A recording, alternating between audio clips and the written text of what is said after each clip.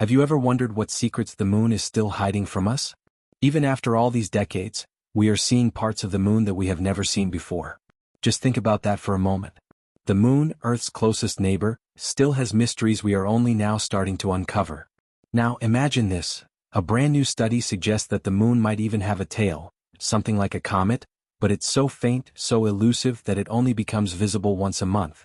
It's not the kind of discovery that shocks people immediately, but it does something even more powerful. It quietly pulls them into a deeper reality, forcing them to rethink everything they thought they knew about our cosmic companion. NASA, the same agency that put a man on the moon back in 1969, has not sent humans back since that historic moment. Billions of dollars were spent, cutting-edge technology was developed, and a dream that once seemed unstoppable suddenly came to a halt. Elon Musk, the man behind Tesla, SpaceX, and a handful of other revolutionary companies, says he's not buying the old excuses about high costs and dangerous risks. According to him, there's a lot more to this story than what we've been told. He's been digging through NASA's history, sifting through old files and forgotten projects, and what he found might just change everything you think you know about the space race. Stay tuned, because whatever NASA left behind up there, it wasn't just footprints in the dust. When we talk about Elon Musk, we're talking about someone who doesn't shy away from challenges most people would never even dare to think about. Electric cars, space rockets, brain-computer interfaces, underground hyperloops. His fingerprints are on some of the biggest technological revolutions of our time.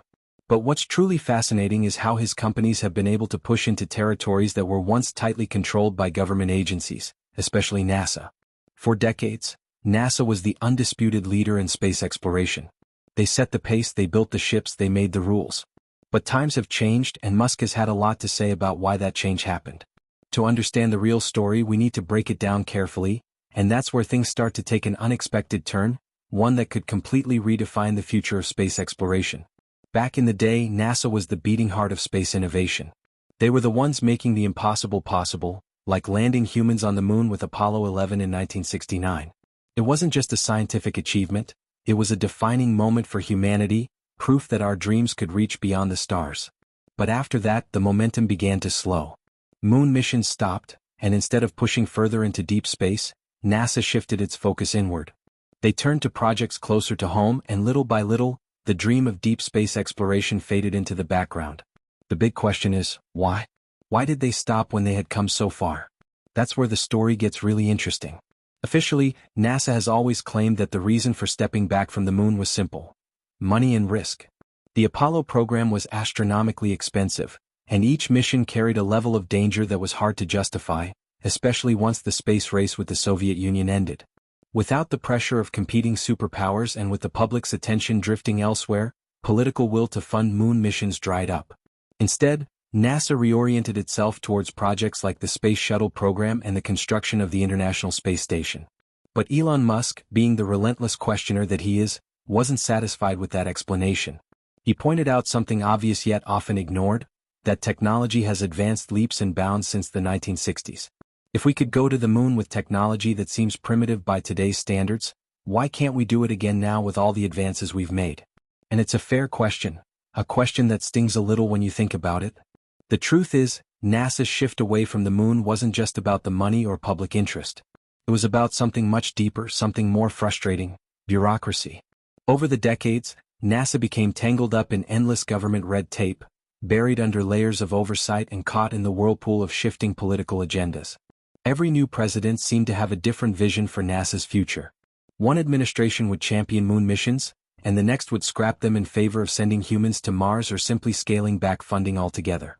With no clear or consistent direction, ambitious projects were started, stalled, and eventually abandoned before they could even get off the ground. Then came Musk. He didn't have to answer to politicians or committees. He didn't have to wait for public funding or navigate the maze of government regulations. In 2002, he founded SpaceX with one bold goal: to make space travel cheaper, faster, and more accessible to humanity. Unlike NASA, which had relied for decades on extremely expensive, single-use rockets, SpaceX focused on creating reusable rockets, a move that changed the entire economics of space flight. Instead of burning billions on every mission, SpaceX could launch, land, and relaunch rockets at a fraction of the cost. It wasn't just a minor innovation, it was a revolution. And it wasn't long before even NASA had to take notice. One of the clearest signs that SpaceX was on the right track was when NASA itself started relying on them. After the Space Shuttle program ended in 2011, NASA no longer had a way to send its own astronauts into space. 4 years they had to pay Russia to ferry American astronauts to the International Space Station, a bitter pill to swallow for an agency that had once dominated space exploration. But then SpaceX's Dragon spacecraft entered the scene. It became the first privately built and operated spacecraft to carry humans to the ISS, marking a turning point in history. For the first time, a private company was doing the job that NASA used to do exclusively. And this is where the story gets even more fascinating. Musk's ultimate vision was never just about flying to the ISS or running short trips into low Earth orbit. His real goal was, and still is, to make humanity a multiplanetary species. Colonizing Mars is not just a dream for him, it's a mission. And he's building the technology to make it a reality. His answer to deep space travel is the Starship, a massive, fully reusable rocket designed to carry not just a handful of astronauts, but large groups of people across the vast distances of space. Meanwhile, NASA has been working on its own deep space rocket, the Space Launch System, intended to take astronauts back to the Moon and eventually to Mars. But there's a big problem. The SLS is incredibly expensive and unlike Starship, it's not reusable. Every launch costs billions of dollars, making it harder and harder to justify when a private company is already building something faster, better, and cheaper. There were secrets buried in those files that were never meant to see the light of day. Somewhere in that pile of old data, tucked away and almost forgotten, there was an image that no one was supposed to notice.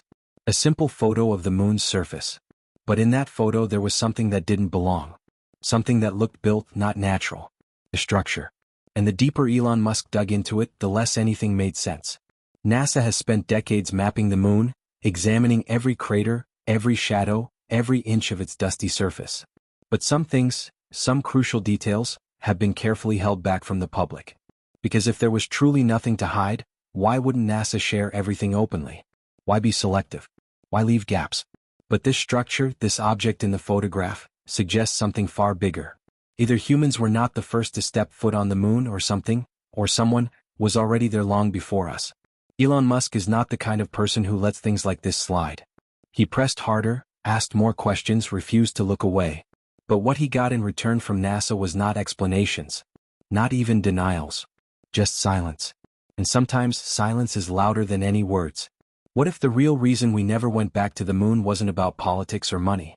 What if it was because we realized we were not alone? This discovery, whether NASA chooses to acknowledge it or not, changes everything. Elon Musk has spent his entire life, his whole mission, building toward one goal: expanding human life beyond Earth, taking us to other worlds. But if we're not the first ones out there, if others were here before us, the implications are staggering. Maybe, just maybe, that's why NASA has been so cautious, so careful about what they allow the public to see. Maybe they've known all along and kept it buried under layers of bureaucracy and secrecy. And if that's true, it makes you wonder how much else they've hidden from us over the years.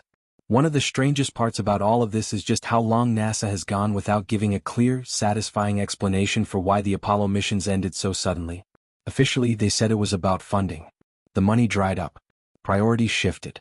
But think about it, if the Moon was such a monumental achievement, if it was truly the stepping stone to the stars, why stop after just a handful of missions?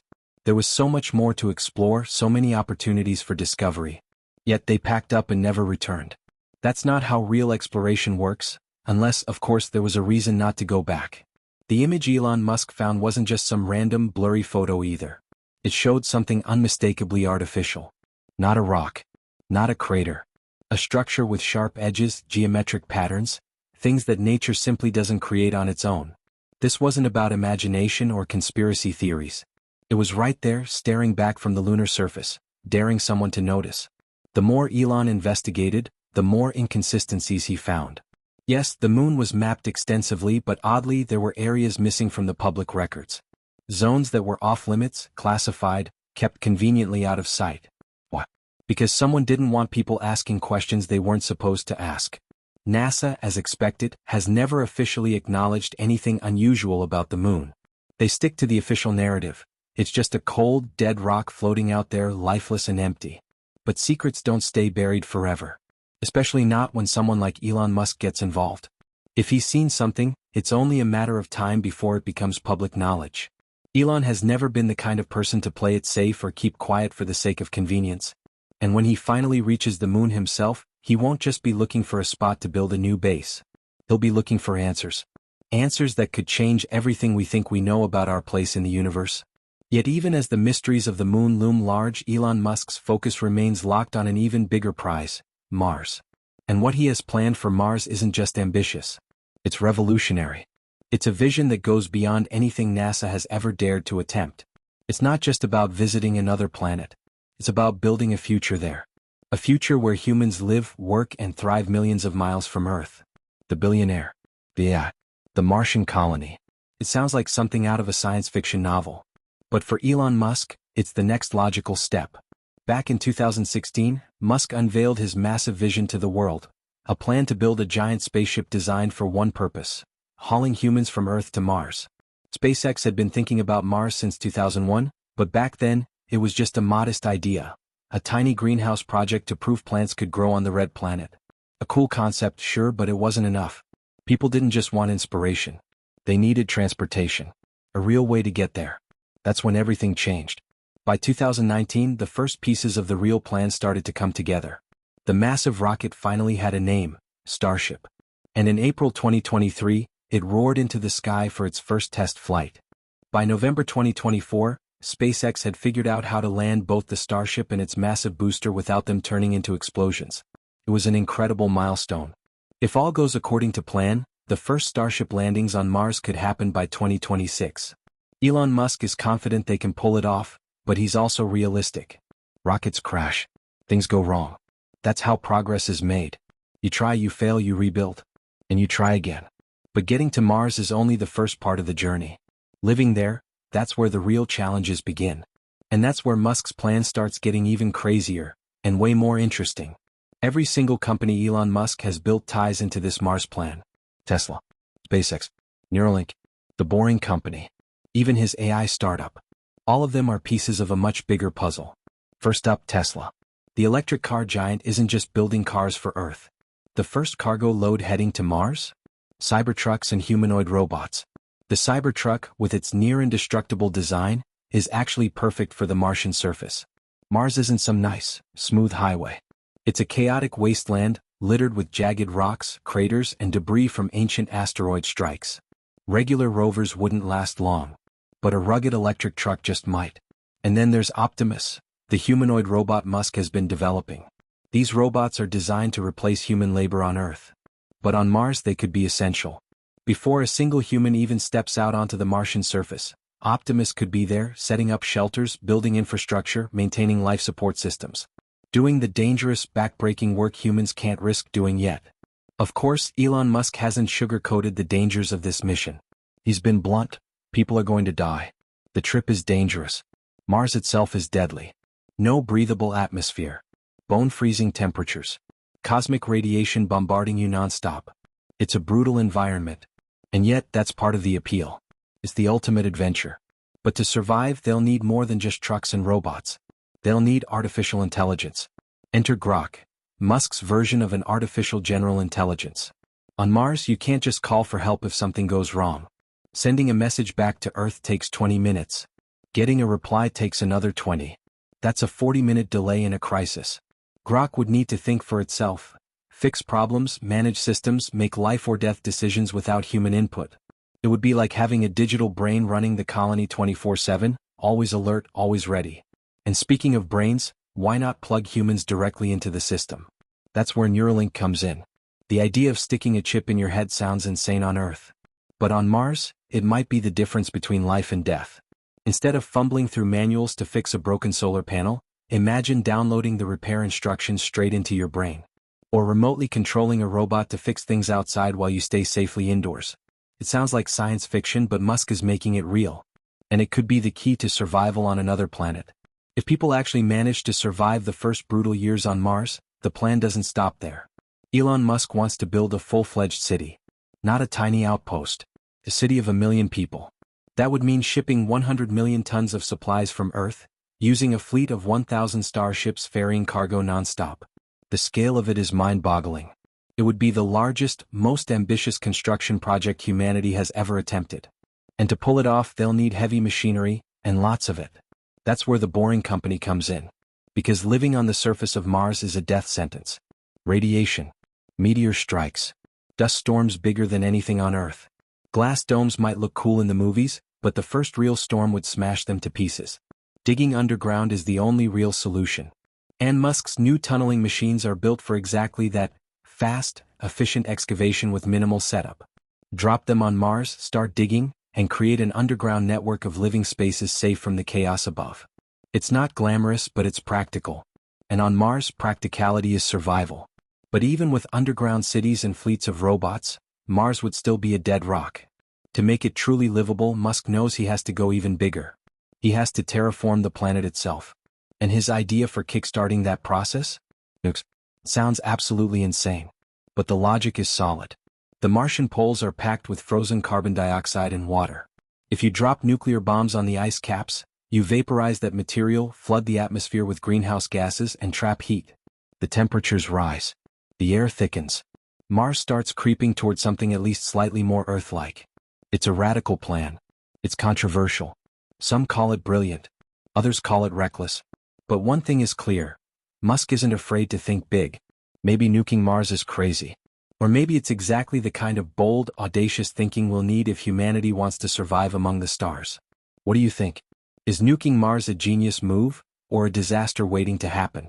Let me know in the comments. Like, subscribe, and stick around for more wild ideas that just might change the future.